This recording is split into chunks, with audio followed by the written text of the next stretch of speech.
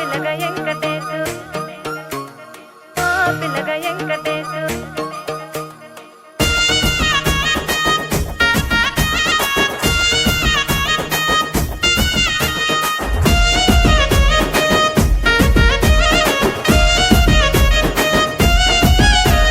సిద్ధిరాల మనసు నాది చిన్నగా పోతుంటావో చూడక పోతుంటావో ఇంట్లో చిన్నదాన్ని నేను సిద్ధిరాల